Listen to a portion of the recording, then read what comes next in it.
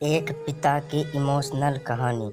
जब मैं घर से गुस्से में हड़बड़ाते हुए निकल आया था और बस स्टैंड की तरफ आगे बढ़ने लगा, मैं मन ही मन बड़बड़ाता रहा था।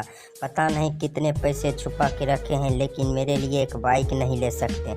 अब मैं यहाँ से चला जाऊँगा और तब तक वापस नहीं आऊँगा जब तक मैं खुद के पैसे से बाइक नहीं खरीद लेता।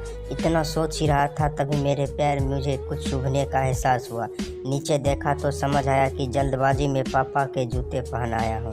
उन जूते में कील उभरी हुई थी जो मेरे पैर में बार बार घाव किए जा रही थी, लेकिन उस समय गुस्सा अधिक था तो मैं बड़बड़ाते हुए आगे बढ़ गया।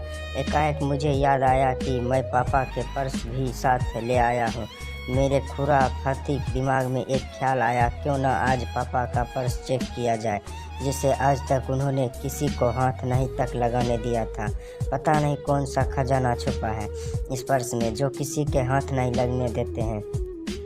जब मैं पापा का वह पुराना पर्स खोल के देखा तो उसमें पैसे तो नहीं मिले, लेकिन पैसे की जगह पर एक डायरी रखी हुई थी। तब मैंने सोचा, ओह, तो यह खजाना छुपा रखा है। मैं समझ रहा था कि यहाँ पापा ने लिखा होगा किसी से कितने पैसे लेने हैं और किसको कितने पैसे दिए हैं, लेकिन मैं गलत था। जब मैंने उस छोटी सी डायरी का पहला पेज खोल के देखा तो वहाँ पर जो लिखा था वह थोड़ा सीरियस कर देने वाला था। डायरी में जो लिखा था उसे पढ़ने के बाद मेरे चेहरे पे जो एक्सप्रेशन था वह गायब हो चुके थे, क्योंकि डायरी में वैसा कुछ नहीं था जैसा मैं सोच रहा था। वहाँ पर उन पैसों का हिसाब लिखा हुआ था जो अलग अलग कामों के लिए अलग अलग लोगों से उधार लिए गए थे। उस लिस्ट में कंप्यूटर के नाम पर भी पैसे लिए गए थे। कुछ यूँ लिखा था, 50,000 बेटे के कंप्यूटर के लिए। यह वही कंप्यूटर था जिसे मैं आज तक यूज कर रहा हूँ, लेकिन मुझे यह पता नहीं था उस कंप्यूटर को खरीदने के लिए पैसे कहाँ से आए थे। लेकिन आज पता चल रहा था। मुझे आज भी याद है जब मैंने पहली बार कैमरे के लिए जिद की थी तो मेरे पापा मुझे 2 हफ्ते बाद मेरे बर्थडे पर ला कर दिए थे, जिसे देखकर मैं बहुत खुश हुआ था। और मुझे कुछ देखकर मुझसे कहीं ज़्यादा अगर कोई खुश था तो वह मेरे पापा। अब मेरे चेहरे से गुस्सा एकदम गायब हो चुका था। जब मैंने आगे का पन्ना पलटाया तो वहाँ पर कुछ इच्छाएं लिखी हुई थी। पहली जो विश थी उसमें जो लिखा हुआ था, अच्छे जूते पहनना। यह बात मेरी कुछ समझ नहीं आई। तभी मेरा पाँव अचानक सड़क पर भरे हुए पानी पर जा पड़ा और तभी मेरे पाँव में कुछ गीलीपन होने के एहसास हुआ।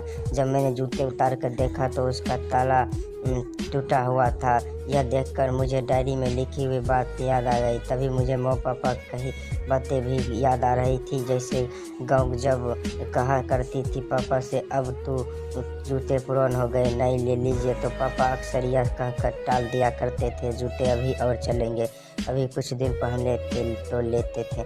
मुझे आज समझ आ रहा था कि कितने दिन और चलेंगे। साथ ही साथ यह भी समझ आ रहा था कि पापा पर्स को क्यों छुपा कर रखते थे।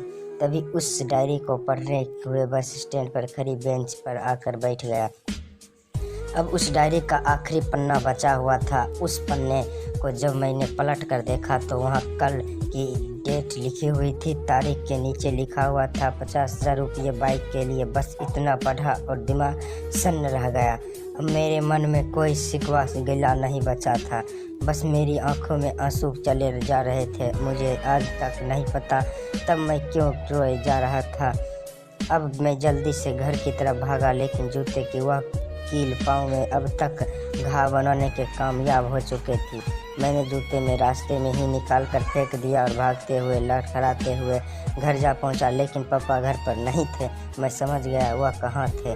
मैं सीधा पास वाली बाइक एजेंसी की तरफ भागा। पता नहीं आज कहाँ से इतनी ताकत आ गई थी कि मैंने भागते हुए थक नहीं रहा था और वह बिना जूते के नंगे पैर जैसे तैसे मैं बाइक एजेंसी पहुंचा। पापा वहीं थे। मैंने पापा को दौड़ के गले लगाया और मेरी आंखें से में आंसू रुकने का नाम ही नहीं ले रहा था। पापा को समझ नहीं पा रहे थे आखिर हो क्या रहा है। मैं क्यों रो रहा हूँ? मैंने पापा से कहा, पापा मुझे मोटरसाइकिल नहीं चाहिए, आप अपने लिए जूते ले लीजिए। अब आज से मैं जो भी करूँगा अपनी मेहनत से अपने बल बूते पर पट कर करूँगा। दोस्तों बस इतनी सी थी ये कहानी। तो ये कहानी आपको कैसी लगी कमेंट करके ज़रूर बताइए। अगर अच्छी लगी होगी तो हमारे चैनल को सब्सक्राइब करना ना भूलिए और वीडियो को लाइक शेयर ज़रूर कीजिए। फिर मिलते हैं अगले वीडियो में।